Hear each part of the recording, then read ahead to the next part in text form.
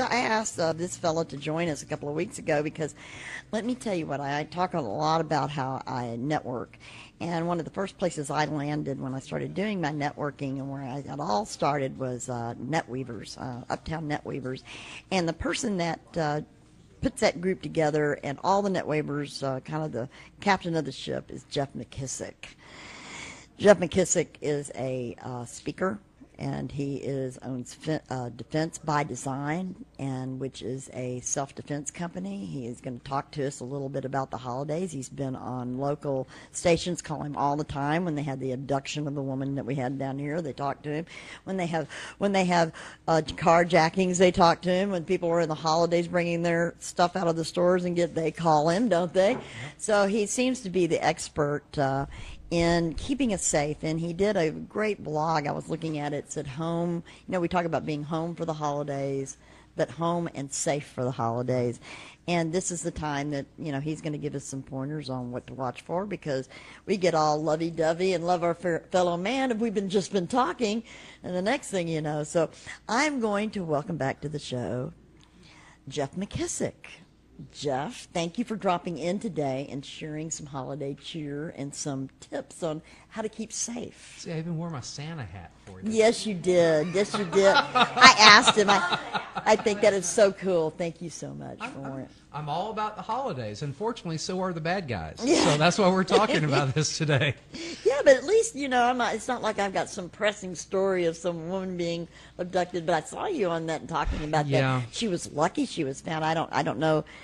I assume everyone that watches the shows knows these things. But down in Dallas, somebody ran into her and apparently faking an accident and then abducted her and had her go to her ATM. And it's a good thing to the end of she was missing for a day or so before they were able to find her. But the bad thing is that is normally not the case. When someone disappears, they're gone. No, unfortunately, a criminal pathologist told us years ago, most people have about 14 to 18 hours after criminal abduction takes place to be found out before they're just not found anymore.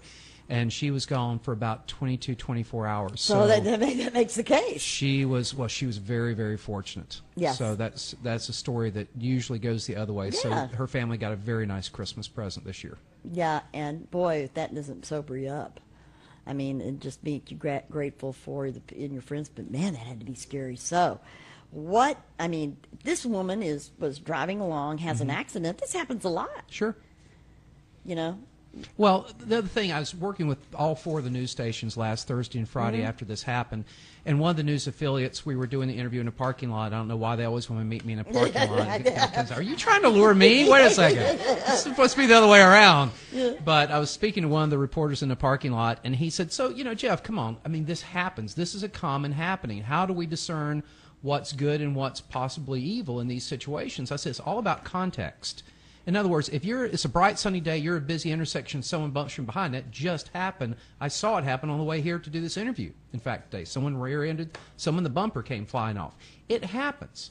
But that happened on a busy thoroughfare in the middle of the day with plenty of people all around. Now, to get out of your car in that instance and exchange the information for insurance and all is one thing. But to do so at 2 o'clock in the morning on a dark street and you're the only one around, let it go to the insurance company. Don't put yourself at risk. With you, It's all about context. Yeah, because I could see that would be the perfect way to get you. And, of course, you'd be pissed, and they'd be going, where's your insurance? And they'd go, ha, ha, ha, So, and we were talking about, because you are going to different areas of towns. It's not like you're in your common neighborhood. You may get lost, too. You may not know where you are when you are going somewhere different. I mean, not lost, but you're just not aware of what the area is. I'll give you another great example. About 2 years ago, a husband and wife I know, matter of fact, she's a trainer at the gym I work out at. She and her husband were coming out of a house party. Now, she's a fitness trainer. He's in great shape, and he's a police officer and had his gun on him. But as they were coming out of the house party here in Dallas, in a fairly nice part of town, they were attacked by 4 men. 3 jumped him, 1 went to his wife. She spent 3 months in a coma. When she finally did come out, her jaw was wired shut because they shattered her jaw in the encounter. But the police officer husband told me, he said, Jeff, I got to admit, I'm used to having backup. I'm used to knowing when I'm walking into a bad situation. These guys came out of nowhere. The thing is, as I listen to stories like that, they didn't come out of nowhere. They're not ninja. They don't appear and disappear in a puff of smoke.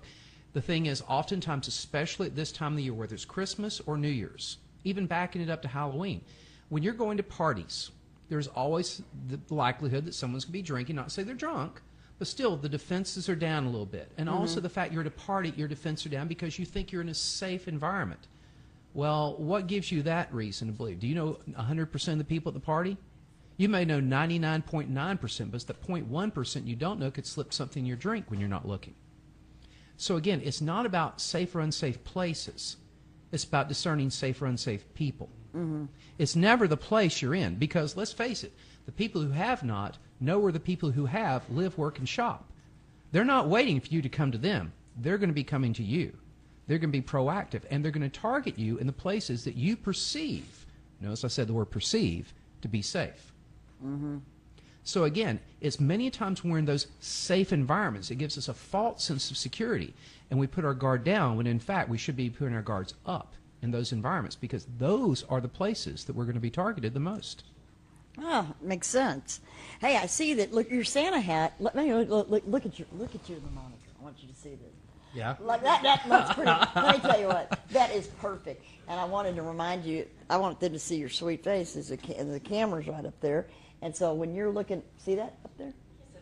He is such a cutie. Because let me tell you what, you have the bluest eyes. I mean, are they blue? They're blue. Man, they're blue. And so I'm going, when he talks to you, he could lure me very easily. Well, so, I did that about a month ago. Actually, one of the other news affiliates, we went to several parking lots. And actually, on hidden camera, and you can see it on my website, I actually have the piece from the local NBC affiliate where we went into several parking lots, and I did lure people. So I've done this to over 200 people across the United States, pretend to be a police officer, pretend to ask for help, that. Okay. and luring people on hidden camera to show and what do you it's pretty do? easy. And when they come with you, you go, man, you should never fight, because you've got that innocent, really. Oh. And I like. You remember Shrek, and you had the Antonio Banderas character with the cat. Yeah. And I saw that criminals are successful. I mean, look at the guy that was the Craigslist killer. We talked about that the other day. Here's, some blonde. Philip Markoff. Yeah. And matter of fact, there's a story, I think, on Lifetime coming out on him in Movie's January. coming out. Yes, in January. Yeah. But Joran Vandersloot, that murdered Natalie Holloway in Aruba and the other Peruvian girl down there, it's the same thing. It's always the people that never, quote-unquote, look the part. And in fact, I just read a book, and it was really interesting when WT was talking earlier about wisdom and about truth. And I just finished a first book that should be out in January called Pocket Proverbs for Personal Protection. Okay. And what I did is I took the top 10 proverbs that we've heard our whole life having to do with safety, about you can't judge a book by its cover, an ounce of prevention is worth a pound of cure, do unto others as you'd have others do unto you. All these different proverbs, lightning never strikes twice, a top 10 list. And I talked about, okay, in 3 or 4 pages, what does this really mean pertain to your personal safety? Because in order to be a proverb, it's not only stood the test of time, it stood the test of truth. Okay. So there is truth in these little mini maxims that can relay a great deal of profundity to those of us that will take the moment to do what's meant to do, and that is not to think about them, just think, but reflect, to meditate. Okay. And to give these things pause for thought, because that wisdom has been passed down from generation to generation to generation. So there's something there other than a cliche. But we have to dig, and we have to meditate to find out what is the takeaway. That's very good. So when is that going to be? When are you going to be? That'll probably be out mid to late January. I'm having that kind of proofed at this point. But the whole idea is, again, we've heard these things. But we've read them, but have they had a chance to read us? And that's the difference. Mm-hmm. Okay. I know that your new book, how are you going to be? You've done so much since I talked to you last. This has been a whirlwind for you. You've had the new book coming out. You have some new opportunities. Tell us. And you've got a new course you're doing, the defense. Oh, yeah. For the men. Yes. And I read about that on your blog, and I know some people that have gone to it. I thought that let me tell you about this course. And this is what you're offering. I mean, and you do a lot of work. He goes to companies and helps teach their employees how to be safe going to the parking lot and all the other stuff and things that we need to do. But this is something for men that specifically that came to you. So tell us about this course. What I decided to do, because guys are the hardest. The funniest thing is, years ago, as we've lured people in hidden camera over the years, men are far easier to lure than women. They are. Because they always think about sex. And so they don't think that someone may just want their wallet, may want their car keys, or just maybe a random act of violence. And so what I've tried to do is set up a course that really addresses self-defense for men. And you're thinking, well, why would a guy? I mean, you're a guy. You ought to know how to defend yourself. Well, maybe one-on-one that might be the case. It may be a coin toss in that moment. But what about there's 2 of them, 3 of them? Oh, and by the way, you have your wife, your girlfriend, your children with you. So now you have distractions because there are people in that equation that may not be able to defend themselves. So now it's not a matter of you just defending yourself, but defending loved ones as well. Do you really know how to address those situations? And I think as men start to think more about it, it's like, you know what? It wouldn't help or hurt for me to have some more toys in the toy box. Yeah. And so this is just a once-a-month seminar that I offer to men, and it's come and go. They come, they take the course, and see you next month, or see you in 2 months, or bring some buddies back. That's fine. Do you do what you were doing with the other, with the knives and different times, or do you do it just, is this just straight? Right now I've just been really concentrating on the multi-assailant type scenario. Which was was your first one in the series of the one I did. I'm sorry, on the street, that's the way it happens more often than not. Some friends of mine over in Europe, you say, if you think there's only one of them, just start winning. You find out real quick they have friends. So in those kind of environments, I think it's really important, again, to develop these kind of skill sets in a true street environment. And in fact, we do train on the street. It's not indoors on 3-inch padded mats. It's usually down on bricks that aren't always even, with acorns on the ground and winds blowing around. It may be a little bit chilly and other things, but that's the whole idea, is to learn how to operate in realistic environments, because these are real situations that we're talking about. And you speak on this, you do presentations on this, and if someone had their organization, this is a very popular thing to offer to of all ages, because and they can get a hold of you by contacting you by going to your website, number one, which is defensebydesign.com. Yes. And then what is your telephone number? Do you telephone number is 214, oh yes, on the website, 214-507-3567. And again, all the information, the phone number, the email is on the website. So the best thing to go to the website. Are you going to put your information about your book coming out there? When it comes out, yes. And not only that, but I'm already writing book number 2 right now. I just finished. I would actually start that one. It's the more of the piece de resistance on coming on the second. But this one, the Pocket Proverbs, I think, just has a nice ring to it. And it's something. Do you want to give us a little bit of give us a proverb? Well, for instance, you can't judge a book by its cover. Yeah. Okay? Yeah. And it speaks to appearances. We all judge based upon appearances when we should be judging based upon behaviors. And that works both ways, you know. Because you could have somebody that's got a great heart, you know, that doesn't look so good that you dismiss. I mean, I'm amazed at that. I mean, I like to tell people that really, look at me, I was going to make a joke out of it. I look deceptively docile. Well, here's the thing. When you look at the story of the Good Samaritan, the irony most people don't pick up on. When Jesus told the story of the Good Samaritan, there was no such thing as a good Samaritan. The Samaritans were seen as the underdogs. They were seen as the underclass.